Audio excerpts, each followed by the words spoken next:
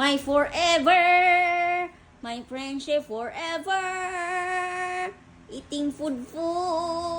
Ang palalam. Kain na. Kain ka na. My forever. Oh, may sugat na naman siya. Oh. Kasi kinakamot niya. Oh. Meron, sensitive kasi ito eh. Pag meron lang kunting dumapo dyan sa ano niya, may kumagat.